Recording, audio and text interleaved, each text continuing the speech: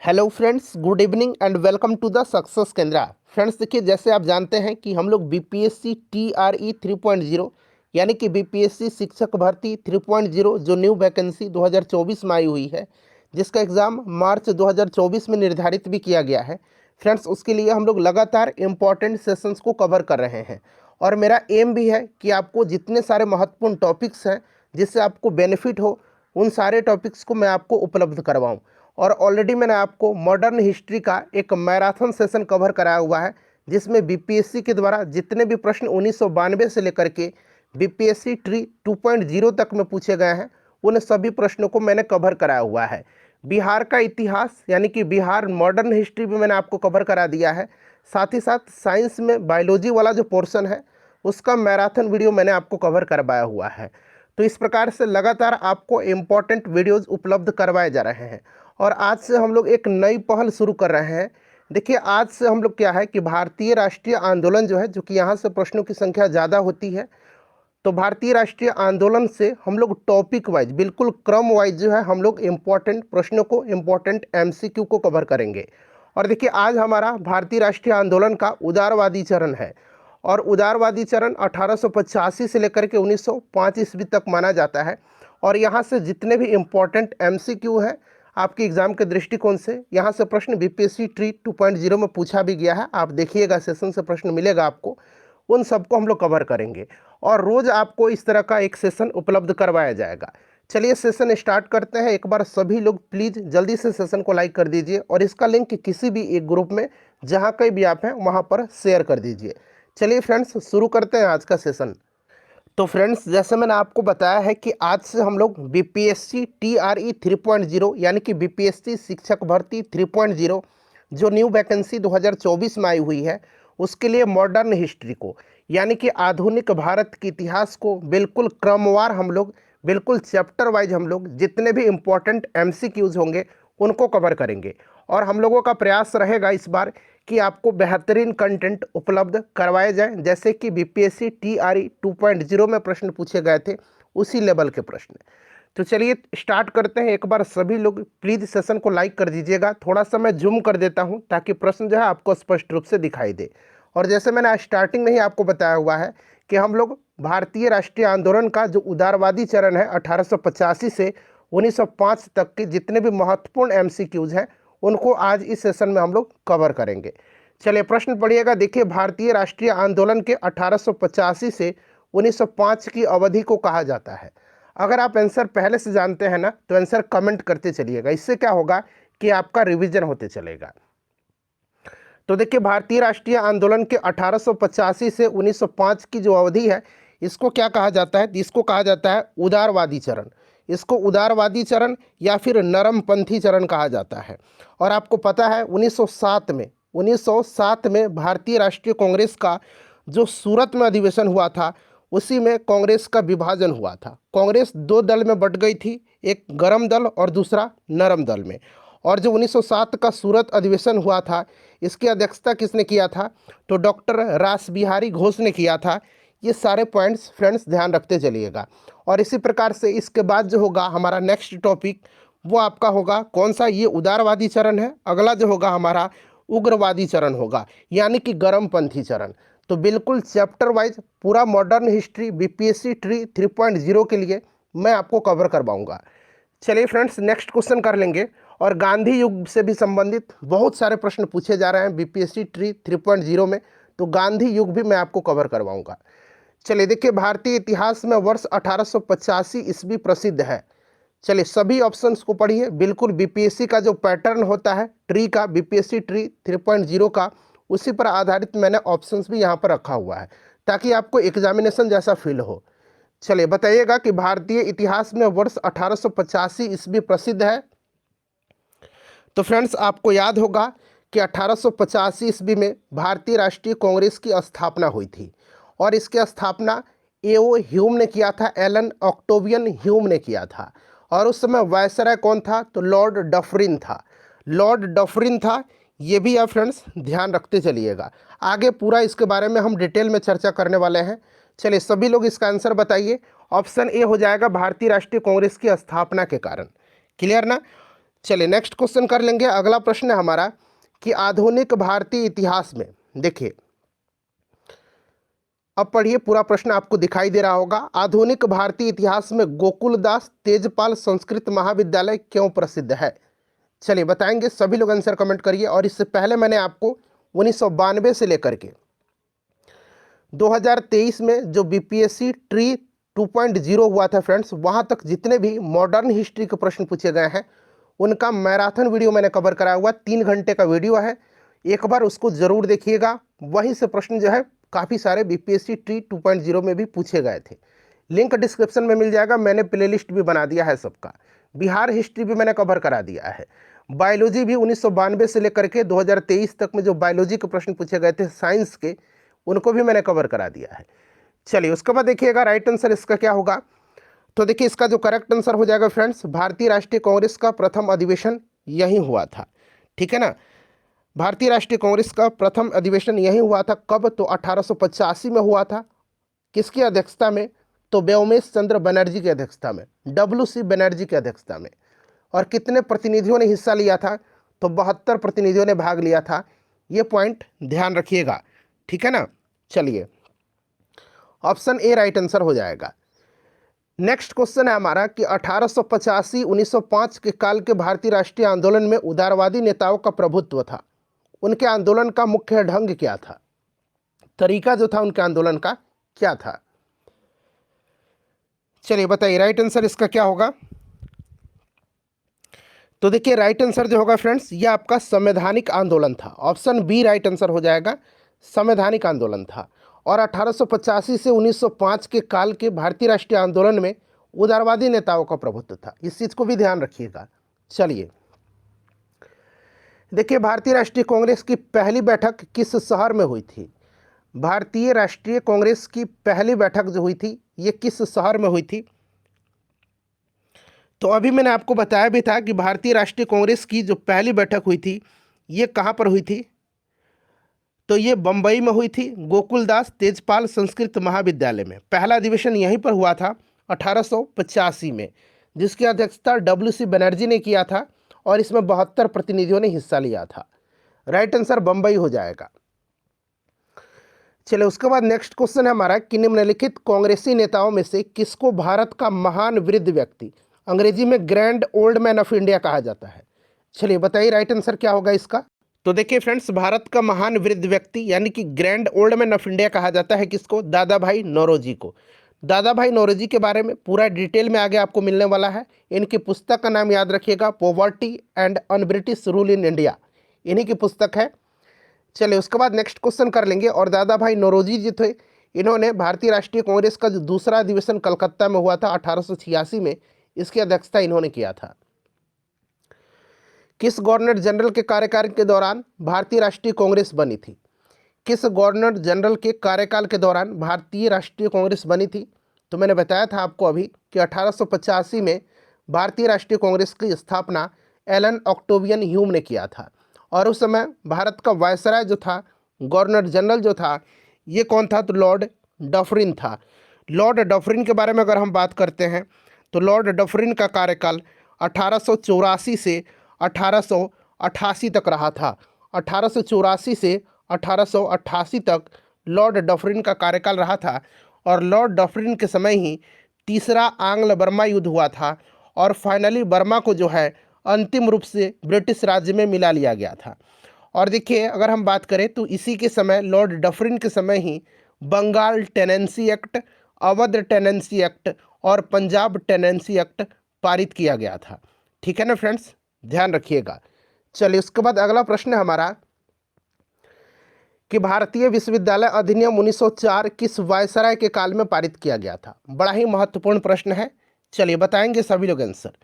तो देखिए फ्रेंड्स, अगर हम बात करें तो 1904 में भारतीय विश्वविद्यालय अधिनियम पास किया गया था। किसके समय में?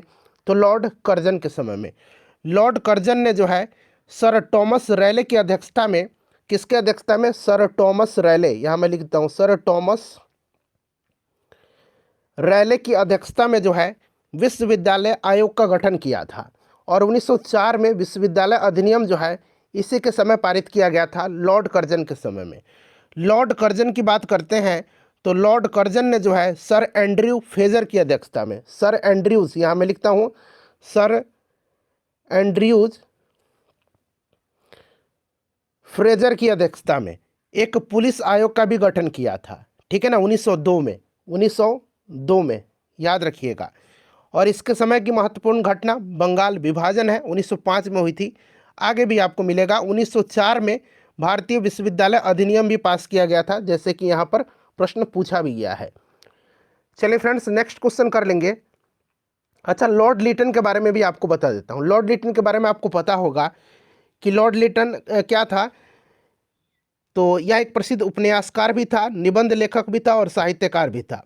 और साहित्य कोश में इसे ओवेन मेरेडिथ के नाम से जाना जाता है, ठीक है ना। और लॉर्ड लिटन ने जो है अकाल आयोग की स्थापना किया था रिचर्ड स्टेची की अध्यक्षता में। उसके बाद अगर हम बात करें तो 1 जनवरी 1877, ये घटना याद रखिएगा, 1 जनवरी 1877, यहाँ मैं लिख देता हूँ। 1 जनवरी 1877 को ब्रिटेन की महारानी विक्टोरिया को कैसर हिंद की उपाधि से सम्मानित करने के लिए इसने दिल्ली दरबार का आयोजन किया था। 1878 में इसने आर्म्स एक्ट पारित किया, जिसके जरिए भारतीयों द्वारा अपने पास हथियार रखने का अधिकार छीन लिया गया। उसके बाद 1878 में ही इसने भारतीय समाचार पत्र अधिनियम यानी कि वर्नाक्यूलर प्रेस एक्ट को भी पारित किया था। और इसी के समय में 1878 में ही भारतीय शस्त्र अधिनियम पारित हुआ, ठीक है ना। और इसने सिविल सेवा परीक्षाओं में प्रवेश की अधिकतम आयु सीमा घटा करके 19 वर्ष कर दिया गया था, ये सब ध्यान रखिएगा। और लॉर्ड रिपन की बात करते हैं तो इसने वर्नाक्यूलर प्रेस एक्ट को रद्द किया था। इसी के समय नियमित जनगणना कराई गई थी, ठीक है ना, 1881 में। और भारत में पहली बार जनगणना जो हुई थी 1872 में लॉर्ड मेयो के कार्यकाल में हुई थी, लेकिन नियमित जनगणना 1881 में लॉर्ड रिपन के समय में हुई। प्रथम कारखाना अधिनियम इसी ने लाया था। और भारत में स्थानीय स्वशासन का इसको जनक कहा जाता है। चलिए अगला प्रश्न करेंगे। देखिए प्रश्न है कि भारतीय सिविल सेवा यानी कि आईसीएस में चुने गए पहले भारतीय का नाम क्या था। भारतीय सिविल सेवा आईसीएस में चुने गए पहले भारतीय जो थे ये सत्येंद्र नाथ टैगोर थे। ऑप्शन ए राइट आंसर हो जाएगा, सत्येंद्र नाथ टैगोर। देखिए इंडियन नेशनल कांग्रेस के संस्थापक कौन थे। इंडियन नेशनल कांग्रेस के संस्थापक कौन थे, बताइए। तो भारतीय राष्ट्रीय कांग्रेस के संस्थापक एलन ऑक्टेवियन ह्यूम थे, एओ ह्यूम थे। 1885 में इन्होंने इसकी स्थापना किया था। और एलन ऑक्टेवियन ह्यूम को जो है क्या कहा जाता है, हर्मिट ऑफ शिमला भी कहा जाता है। चलिए आगे प्रश्न मिलेगा। देखिए मिल गया कि हर्मिट का शिमला किसे कहा जाता है, हर्मिट ऑफ शिमला। तो फ्रेंड्स ये कहा जाता है एओ ह्यूम को, ध्यान रखिएगा। अगला प्रश्न हमारा, और इसी प्रकार से हम लोग बिल्कुल क्रमवार चैप्टर वाइज पूरा मॉडर्न हिस्ट्री बीपीएससी ट्री 3.0 2024 के लिए कवर करेंगे। चलिए वह कौन सा प्रथम भारतीय था जो ब्रिटिश संसद के लिए निर्वाचित हुआ, बताएंगे राइट आंसर क्या होगा। तो देखिए वह कौन से प्रथम भारतीय थे जो ब्रिटिश संसद के लिए निर्वाचित हुए थे। तो ये दादा भाई नौरोजी थे, जो ब्रिटिश संसद के सदस्य बनने वाले पहले भारतीय थे। और 1892 में जो है आम चुनाव में फिन्सबरी सेंट्रल में लिबरल पार्टी के लिए ये चुने गए थे और पहले ब्रिटिश भारतीय सांसद थे। दादा भाई नौरोजी राइट आंसर हो जाएगा। देखिए कौन सा कथन जो है इसमें से सही दिया गया है, पहले कथन पढ़िएगा फिर यहाँ से आपको आंसर बताना है, ठीक है ना। चलिए कथन पढ़िए कि 3 बार भारतीय, अच्छा कौन सा कथन दादा भाई नौरोजी के संबंध में सही है, बताइए। दादा भाई नौरोजी के संबंध में कौन सा कथन जो है सही दिया गया है। चलिए सभी लोग सोच समझ करके इसका आंसर कमेंट करिएगा। और देखिए जितना आप जानते हैं ना उतना आप लिखिएगा, इससे क्या होगा कि आपका रिवीजन भी हो जाएगा। क्लियर ना फ्रेंड्स। अब यहाँ पर आप लोग थोड़ा सा ध्यान से सुन लीजिएगा। देखिए 3 बार राष्ट्रीय कांग्रेस के अध्यक्ष चुने गए थे, बिल्कुल ये सही है। कौन, दादा भाई नौरोजी। और अभी मैंने आपको बताया था कि 1886 का जो दूसरा अधिवेशन हुआ था कलकत्ता में, इसकी अध्यक्षता इन्होंने किया था। फिर 1893 का जो लाहौर अधिवेशन हुआ था इसकी अध्यक्षता इन्होंने किया था। और फिर 1906 का जो कलकत्ता अधिवेशन हुआ था इसकी भी अध्यक्षता दादा भाई नौरोजी ने किया था। तो ये 3 बार हो गया। Poverty and on British rule in India नामक पुस्तक की रचना की, बिल्कुल मैंने आपको बताया भी था। तो यहाँ पर देखिए पहला और दूसरा जो है यही स्टेटमेंट सही है, ऑप्शन बी 1 और 2 हो जाएगा। चलिए उसके बाद नेक्स्ट क्वेश्चन करिएगा। देखिए थोड़ा सा छोटा कर देता हूँ। प्रश्न पढ़िए कि भारतीय राष्ट्रीय कांग्रेस का प्रथम अधिवेशन लगभग आखिरी समय में पूना से बंबई स्थानांतरित किया गया, क्योंकि पूना में होना था लेकिन लास्ट टाइम में ये बंबई में स्थानांतरित कर दिया गया था। बताएंगे फ्रेंड्स इसका राइट आंसर क्या होगा। करेक्ट आंसर इसका क्या होगा, तो देखिए फ्रेंड्स, पूना में हैजा फैलने के कारण संयोजक जो थे कांग्रेस के प्रथम अधिवेशन का स्थान पूना से बंबई बदलने के लिए बाध्य हो गए थे, विवश हो गए थे। तो ऑप्शन नंबर यहाँ पर सी जो होगा इसका राइट आंसर हो जाएगा। चलिए अगला प्रश्न करेंगे। नेक्स्ट क्वेश्चन है हमारा। देखिए प्रश्न है कि a nation in the making नामक पुस्तक किसने लिखी है। A nation in the making नामक पुस्तक को लिखा किसने है, बताइए। तो करेक्ट आंसर इसका क्या हो जाएगा, सुरेंद्रनाथ बनर्जी की पुस्तक है। किसकी पुस्तक है, सुरेंद्रनाथ बनर्जी की पुस्तक है। ठीक है, चलिए उसके बाद अगला प्रश्न करेंगे कि किस ब्रिटिश वायसराय ने 1880 के दशक के प्रारंभ में विदेशी शासन के विरुद्ध भारतीय असंतोष को बढ़ाने में महत्वपूर्ण भूमिका निभाई थी। किस ब्रिटिश वायसराय ने 1880 के दशक के प्रारंभ में विदेशी शासन के विरुद्ध भारतीय असंतोष को बढ़ाने में महत्वपूर्ण भूमिका निभाई थी। तो मैंने थोड़ी देर पहले ही आपको बताया था कि लॉर्ड लिटन था। लॉर्ड लिटन ने जो है बहुत सारे ऐसे कार्य किए जिससे कि भारतीयों में असंतोष पैदा हुआ था। जैसे कि सबसे प्रमुख अगर बात करें तो एक वर्नाक्यूलर प्रेस एक्ट था। उसके बाद इसी के समय में 1878 में भारतीय शस्त्र अधिनियम पारित किया गया था। ठीक है, जिसके तहत शस्त्र रखने और व्यापार करने के लिए लाइसेंस अनिवार्य कर दिया गया था। सिविल सेवा में परीक्षा की प्रवेश की अधिकतम आयु सीमा घटा करके इसने 19 वर्ष कर दिया था। तो यहाँ पर लॉर्ड लिटन हो जाएगा। और लॉर्ड लिटन का कार्यकाल जो रहा था यह 1876 से लेकर के 1880 तक रहा था। इसे भी आप ध्यान रख सकते हैं। चलिए उसके बाद नेक्स्ट क्वेश्चन करेंगे फ्रेंड्स कि इल्बर्ट बिल विवाद किस वायसराय के कार्यकाल में उभरा था।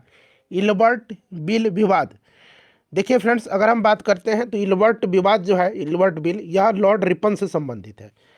लॉर्ड रिपन के समय में यूरोपियों के विरुद्ध भारतीय न्यायाधीशों द्वारा मुकदमे की सुनवाई के लिए इल्बर्ट विधेयक प्रस्तुत किया गया, लेकिन यूरोपवासियों के प्रबल विरोध के कारण इसे वापस लेना पड़ा था और अंग्रेजों द्वारा इस विधेयक के विरोध में किए गए विद्रोह को श्वेत विद्रोह के नाम से जाना जाता है। श्वेत विद्रोह के,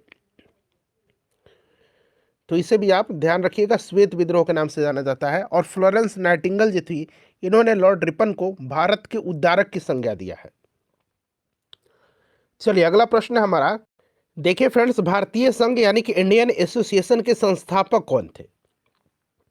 इंडियन एसोसिएशन के संस्थापक कौन थे, बड़ा ही इंपॉर्टेंट क्वेश्चन है, इसको स्टार मार्क्स लगाइए, वीवीआई लिखिए इसको। तो देखिए इंडियन एसोसिएशन की स्थापना जो है 1876 में सुरेंद्रनाथ बनर्जी और आनंद मोहन बोस ने किया था। आनंद मोहन बोस ने किया था। तो ये दोनों नाम याद रखिएगा। कभी कभी ऑप्शन में क्या देगा, क्योंकि ऊपर में से एक से अधिक ऑप्शन बीपीएससी के पास है, तो हो सकता है सुरेंद्रनाथ बनर्जी और आनंद मोहन बोस दोनों का नाम दे दे। तो सुरेंद्रनाथ बनर्जी यहाँ पर ऑप्शन बी राइट आंसर हो जाएगा। आनंद मोहन बोस का भी नाम याद रखिएगा। कब, तो 1876 में। देखिए भारतीय राष्ट्रीय कांग्रेस में निम्न में से किसको नरम दलीय नेता के तौर पर नहीं जाना जाता है। नरम दलीय, नरम दलीय के नाम पर नहीं जाना जाता है, यानी कि गरम दलीय का कहिए। नरम दलीय के नाम नेता के तौर पर नहीं जाना जाता, उनको गरम दलीय नेता के तौर पर जाना जाता है। तो आपने लाल बाल और पाल पढ़ा होगा। लाल बाल और पाल, लाला लाजपत राय, बाल गंगाधर तिलक और बिपिन चंद्र पाल, ये जो थे गरम दल के नेता थे। तो यहाँ पर देखिए बाल गंगाधर तिलक दिया गया है। लाला लाजपत राय का भी नाम याद रखेंगे, बिपिन चंद्र पाल का भी नाम याद रखिएगा। चलिए ये नरम दलीय नेता के तौर पर नहीं जाने जाते थे, क्योंकि ये गरम दल के नेता थे। अगला प्रश्न है कि 1905 में बंगाल विभाजन किस वायसराय ने किया था। अब यहाँ से 2-3 प्रश्न पूछा जाता है। पहला तो बंगाल विभाजन किसके समय में हुआ था, तो लॉर्ड कर्जन के समय में। कब, तो 1905 में। अच्छा, बंगाल विभाजन की घोषणा कब किया गया था, तो 19 जुलाई, कहीं कहीं 19, कहीं कहीं आपको 20 भी मिलेगा। 19 जुलाई 1905 को इसकी घोषणा की गई थी। 16 अक्टूबर 1905 को बंगाल विभाजन प्रभावी हुआ था। और एक और इम्पोर्टेंट आप डेट याद रखिएगा, 7 अगस्त 1905 को जो है कोलकाता के टाउन हॉल में स्वदेशी आंदोलन चलाए जाने की घोषणा किया गया था। तो ये भी इम्पोर्टेंट है, सबको ध्यान रखिएगा। देखिए, निम्नलिखित को उनके संगठन के आधार पर क्रमवार सजाइए, यानी कि सबसे पहले किसका गठन हुआ, फिर किसका गठन हुआ, फिर किसका गठन हुआ, इस तरह से। चलिए ध्यान से देखिए, मैं आपको बताता हूँ। ये बॉम्बे एसोसिएशन की स्थापना जो हुई थी यह 1852 में हुई थी। मद्रास महाजन सभा की स्थापना 1884 में हुई थी। इंडियन एसोसिएशन की स्थापना 1876 में हुई थी, मैंने अभी बताया था, सुरेंद्रनाथ बनर्जी और आनंद मोहन बोस ने किया था। और इंडियन लीग की स्थापना जो है 1875 में शिशिर कुमार घोष ने किया था। तो यहाँ पर क्रम देख लीजिएगा, सबसे पहले तो आपका पहला हो जाएगा 1852 बॉम्बे एसोसिएशन, फिर आपका हो जाएगा चौथा इंडियन लीग, फिर आपका हो जाएगा तीसरा 1876 में इंडियन एसोसिएशन और मद्रास महाजन सभा। तो 1432 राइट आंसर होगा, 1432, जो कि ऑप्शन में नहीं दिया गया है 1432। तो उपरोक्त में से कोई नहीं जो होगा, ऑप्शन ई राइट आंसर हो जाएगा। चलिए, गला खराब है थोड़ा सा फ्रेंड्स। देखिए, भारतीय राष्ट्रीय कांग्रेस का प्रथम मुस्लिम प्रेसिडेंट कौन थे, बताएंगे सभी लोग आंसर इसका। तो फ्रेंड्स, ये बदरुद्दीन तैयब जी थे और इन्होंने भारतीय राष्ट्रीय कांग्रेस का जो तीसरा अधिवेशन हुआ था 1884 में मद्रास में, वहीं पर इन्होंने अध्यक्षता किया था। तो देखिए, प्रथम बदरुद्दीन तैयब जी ऑप्शन में नहीं है, तो उपरोक्त में से कोई नहीं। चलिए, उसके बाद नेक्स्ट क्वेश्चन है कि ब्रिटिश हाउस ऑफ कॉमन्स का चुनाव जिस प्रथम भारतीय ने लड़ा था वह कौन थे। तो अभी मैंने आपको बताया भी था कि दादा भाई नौरोजी थे, ऑप्शन ए राइट आंसर हो जाएगा। देखिए, ये प्रश्न बीपीएससी ट्री 2.0 में पूछा गया था, प्रश्न पढ़िएगा। देखिए, प्रश्न है कि किसने कहा था कि कांग्रेस पतन के लिए लड़खड़ा रही है और मेरे सबसे बड़ी अभिलाषा है जब तक मैं भारत में हूं कांग्रेस की शांतिपूर्ण समाप्ति में सहयोग करना है। यह कथन किसका है बताइए।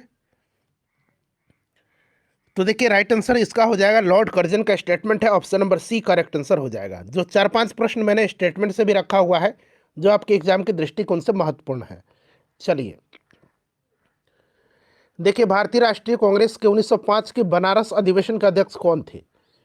भारतीय राष्ट्रीय कांग्रेस के 1905 के बनारस अधिवेशन की अध्यक्षता किसने किया था। तो फ्रेंड्स, गोपाल कृष्ण गोखले ने किया था। ध्यान रखिएगा, गोपाल कृष्ण गोखले, ऑप्शन नंबर यहाँ पर सी जो होगा राइट आंसर हो जाएगा। नेक्स्ट क्वेश्चन है हमारा कि निम्नलिखित में से कौन भारतीय राष्ट्रीय कांग्रेस के स्थापना अधिवेशन में उपस्थित नहीं थे। अच्छा, स्थापना अधिवेशन यानी कि पहला अधिवेशन 1885 का बम्बई वाला, और इसमें कौन उपस्थित नहीं थे। तो फ्रेंड्स, ये सुरेंद्रनाथ बनर्जी जो थे ये भारतीय राष्ट्रीय कांग्रेस के स्थापना अधिवेशन में उपस्थित नहीं थे। अगला प्रश्न है हमारा कि भारत के पहले लोक संघ लैंड होल्डर्स सोसाइटी की स्थापना कब हुई थी। लैंड होल्डर्स सोसाइटी की स्थापना जो है कब हुई थी। चलिए बताएंगे इसका राइट आंसर क्या हो जाएगा। लैंड होल्डर्स सोसाइटी की स्थापना जो है कब हुई थी।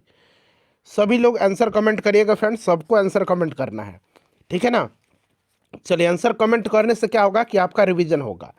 और मॉडर्न हिस्ट्री का जो मैंने मैराथन क्लास लिया हुआ है उसको आप लोग ज़रूर एक बार देख लीजिएगा। काफ़ी सारे प्रश्न जो है वहाँ से आपके एग्जाम में पूछे जाने की संभावनाएं हैं। चलिए, तो यहाँ पर ध्यान दीजिएगा, लैंड होल्डर्स सोसाइटी की स्थापना जो है यह हुआ था कब। तो देखिए, लैंड होल्डर सोसाइटी की स्थापना जो हुई थी फ्रेंड्स यह 1837 में हुई थी। तो 1837 ऑप्शन में नहीं दिया गया है, ठीक है ना, ध्यान रखिएगा। ऊपर एक में से कोई नहीं राइट आंसर होगा। कहीं कहीं आपको 1838 में मिल जाएगा, चिंता मत करिए।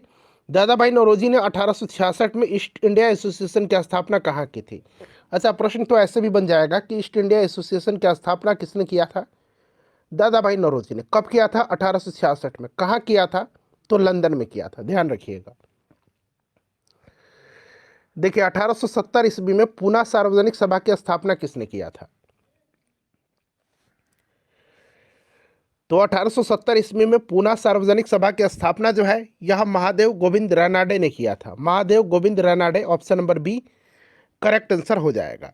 एक अलग जितने भी समाज संस्था है एक अलग चैप्टर आपको मैं कवर करवा दूंगा, ठीक है ना। जैसे प्रार्थना समाज की स्थापना, ब्रह्म समाज की स्थापना, आर्य समाज की स्थापना, जितने भी आपके समाज हैं, संस्था है, उनको एक अलग मैं आपको वीडियो में करवा दूंगा, निश्चिंत रहिए आप। वीडियो को शेयर करिएगा फ्रेंड्स। निम्नलिखित में से किस एक ने सन 1875 में हाउस ऑफ कॉमन्स में एक याचिका प्रस्तुत करते हुए ब्रिटिश संसद में भारत के प्रत्यक्ष प्रतिनिधित्व की मांग किया था? बताएंगे राइट आंसर क्या होगा इसका। तो देखिए 1875 में द डक्कन एसोसिएशन ने हाउस ऑफ कॉमन्स में एक याचिका प्रस्तुत करते हुए ब्रिटिश संसद में भारत के प्रत्यक्ष प्रतिनिधित्व की मांग किया था। The Deccan association right answer हो जाएगा। देखिए निम्नलिखित भारतीय नेताओं में से कौन एक ब्रिटिश द्वारा इंडियन सिविल सर्विसेज से बर्खास्त किया गया था? बर्खास्त किसको किया गया था? तो फ्रेंड्स ये सुरेंद्र नाथ बनर्जी जी को किया गया था। अब यहाँ पर थोड़ा सा ध्यान दीजिएगा। देखिए सुरेंद्र नाथ बनर्जी जो थे, इन्होंने 1869 में भारतीय सिविल सेवा की परीक्षा उत्तीर्ण किया था। ये दूसरे भारतीय थे, लेकिन इन पर जो है आरोप लगाया गया कि उन्होंने अपनी उम्र को गलत तरीके से प्रस्तुत किया है, तो इनको बर्खास्त कर दिया गया। ठीक है ना। तो इंडियन सिविल सर्विसेज को बर्खास्त किया गया था। तो ये सुरेंद्र नाथ बनर्जी राइट आंसर हो जाएगा। ठीक है ना। चलिए नेक्स्ट क्वेश्चन कर लेंगे। अगला प्रश्न हमारा कि लैंड होल्डर सोसाइटी कोलकाता के संस्थापक कौन थे? लैंड होल्डर सोसाइटी कोलकाता के संस्थापक द्वारकानाथ टैगोर थे। ऑप्शन बी करेक्ट आंसर हो जाएगा। उसके बाद देखिए अगला प्रश्न हमारा कि निम्नलिखित को सुमेलित कीजिए। ठीक है। चलिए मिलाना है, एक तरफ संस्था है, दूसरी तरफ उनका स्थापना वर्ष दिया गया है। मिलाइए। तो यहाँ पर फ्रेंड्स ध्यान दीजिएगा। देखिए मद्रास महाजन सभा की स्थापना 1884 में, बम्बई प्रेसिडेंसी एसोसिएशन की स्थापना जो है यह 1885 में किसने किया था? तो फिरोज शाह मेहता और केटी तेलंग बदरुद्दीन तैयब जी ने किया था। इंडियन एसोसिएशन की स्थापना 1876 में, भारतीय राष्ट्रीय कांग्रेस की स्थापना 1885 में। तो ये बिल्कुल क्रम से है 1, 2, 3 और 4। चलिए देखिए ऑप्शन में कहाँ दिया गया है। ऑप्शन ए राइट आंसर हो जाएगा। चलिए नेक्स्ट क्वेश्चन करिएगा कि सुरेंद्र नाथ बनर्जी और आनंद मोहन बोस ने कांग्रेस के जन्म के पहले किस राष्ट्रवादी पार्टी की स्थापना की जो कांग्रेस के पूर्ववर्ती संगठनों में सबसे अधिक महत्वपूर्ण थी? बताइए सुरेंद्र नाथ बनर्जी और आनंद मोहन बोस ने। तो राइट आंसर इसका हो जाएगा इंडियन एसोसिएशन की स्थापना किया था। ठीक है ना, 1876 में। उसके बाद देखिएगा इंडियन एसोसिएशन द्वारा कलकत्ता में आयोजित अखिल भारतीय राष्ट्रीय सम्मेलन यानी कि इंडियन नेशनल कॉन्फ्रेंस कब हुआ था? तो फ्रेंड्स ये हुआ था 1883 में। ध्यान रखिएगा 1883 में हुआ था Indian national conference, Indian association द्वारा कलकत्ता में आयोजित हुआ था। पहला ही था 1883 में, दूसरा भी कलकत्ता में ही हुआ था। देखिए भारतीय राष्ट्रीय कांग्रेस के साथ इंडियन एसोसिएशन का विलय कब हुआ था? इंडियन एसोसिएशन से संबंधित प्रश्न बीपीएससी पूछता है। तो फ्रेंड्स ये इंडियन एसोसिएशन का विलय हुआ था भारतीय राष्ट्रीय कांग्रेस के साथ 1886 में हुआ था। ठीक है ना। चलिए उसके बाद नेक्स्ट क्वेश्चन है हमारा कि फिर से मिलान करना है। देखिए कांग्रेस का उद्गम संबंधी मत दूसरी तरफ प्रतिपादक है। सुरक्षा कपाट का सिद्धांत यानी कि सेफ्टी वाल्व का सिद्धांत लाला लाजपत राय ने दिया था।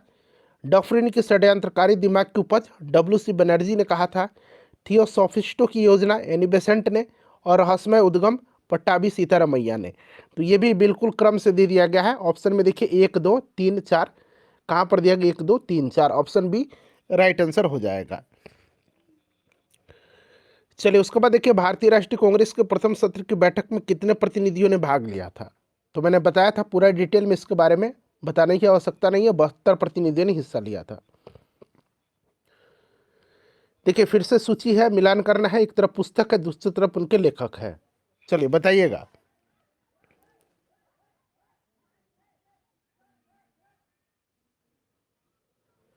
History of Indian National Congress Pattabhi Sitaramayya, how India fought for freedom Annie Besant, India Today RP Dutt, और 1857 SN सेन। ये बिल्कुल ये भी क्रम से दिया गया है।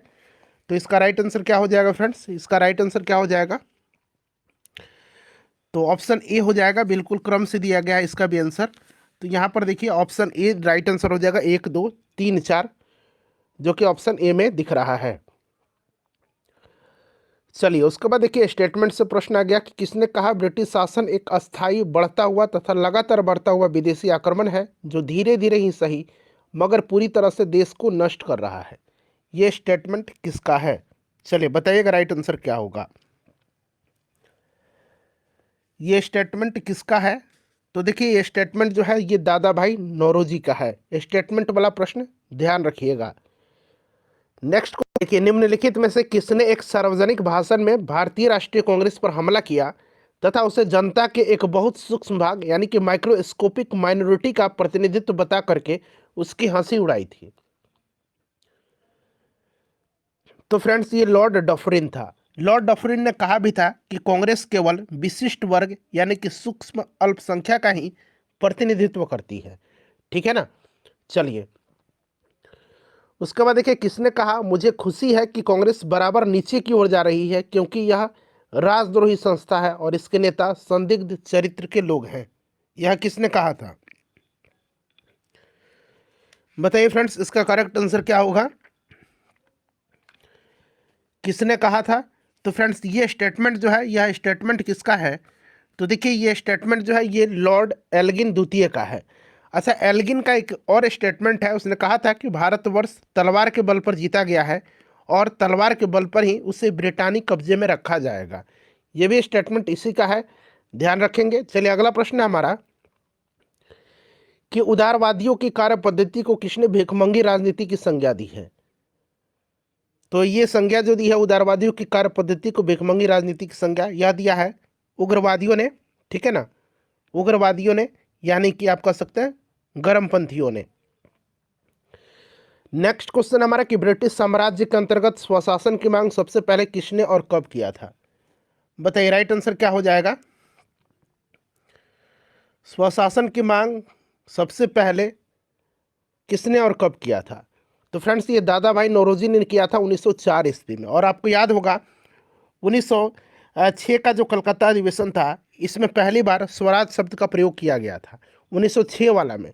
लेकिन स्वशासन की मांग सबसे पहले 1904 में दादा भाई नौरोजी ने किया था। किसने कहा था कि हमें मर्दों की तरह खुलकर के कहना चाहिए कि हम अपने मज्जा तक राजभक्त हैं, हमें अंग्रेजी राज से हुए फायदों का ज्ञान है? तो ये कहा था किसने? दादा भाई नौरोजी ने कहा था। नेक्स्ट क्वेश्चन है हमारा कि किसने कहा था कि भारतवर्ष तलवार के बल पर जीता गया था और तलवार के बल पर ही उसे ब्रितानी कब्जे में रखा जाएगा? तो अभी मैंने बताया था ये लॉर्ड एल्गिन का स्टेटमेंट था। ठीक है ना।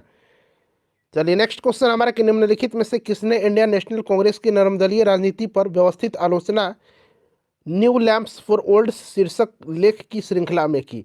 काफ़ी इंपॉर्टेंट क्वेश्चन है फ्रेंड्स, ये आपको याद रखना है। न्यू लैंप्स फॉर ओल्ड शीर्षक से लेख एक निकलता था। यह किसका है? तो फ्रेंड्स यह अरविंद घोष का है। अरविंद घोष राइट आंसर होगा। देखिए गोपाल कृष्ण गोखले जी ने किस वर्ष भारत सेवक संघ यानी कि सर्वेंट्स ऑफ इंडिया सोसाइटी की स्थापना किया था? महात्मा गांधी की ये राजनीतिक गुरु हैं और इन्होंने 1905 में सर्वेंट्स ऑफ इंडिया सोसाइटी की स्थापना किया था। चलिए उसके बाद देखिएगा कि किस उग्रवादी नेता ने उदारवादियों के संबंध में कहा था कि यदि हम साल में एक बार मेंढकों की तरह टरटरा टरटरा के चुप होते रहें तो हमें कभी अपने प्रयासों में सफलता नहीं मिलेगी? उग्रवादी नेता ने उदारवादियों के संबंध में कहा था। तो फ्रेंड्स ये कहा था बाल गंगाधर तिलक जी ने, बाल गंगाधर तिलक ने कहा था। चलिए उसके बाद देखिएगा कि भारत में लॉर्ड कर्जन के प्रशासन की तुलना औरंगजेब से किसने किया है? भारत में लॉर्ड कर्जन के प्रशासन की तुलना औरंगजेब से किसने किया है? तो फ्रेंड्स ये गोपाल कृष्ण गोखले ने किया है। गोपाल कृष्ण गोखले ने किया है। चलिए अगला प्रश्न है कि इनमें से किसने यह लिखा है कि कांग्रेस का जन्म एक षड्यंत्र के तहत हुआ जिसका उद्देश्य था भारत में एक लोकप्रिय जन उभार को पहले से रोकना और पूंजीवादी नेता इसमें शामिल थे? यह स्टेटमेंट जो है रजनी पाम दत्त का है, आरपी दत्त का है। तो फ्रेंड्स देखिए हम लोग भारतीय राष्ट्रीय आंदोलन में जो नरमपंथी यानी उदारवादी चरण था 1885 से लेकर के 1905 तक का, उसमें जितने महत्वपूर्ण एमसीक्यू थे मैंने आपको कवर करा दिया है। अगला चैप्टर हमारा गर्मपंथी यानी कि उग्रवादी चरण होगा 1905 से लेकर के 1917 तक। फिर उसके बाद हम लोग 1917 के बाद जो होगा आपका गांधी युग शुरू होगा 1917 से लेकर के 1947 तक। तो अगला जो होगा आपका कौन सा चरण होगा, तो अगला गर्मपंथी उग्रवादी चरण होगा, और अगला जो होगा हमारा उसके बाद गांधी युग होगा। फ्रेंड्स, सेशन को लाइक करिए, सपोर्ट करिए, कंटिन्यू सेशन आपके लिए लेकर के मैं आते रहूँगा। इसको ज़्यादा से ज़्यादा शेयर करिए किसी भी ग्रुप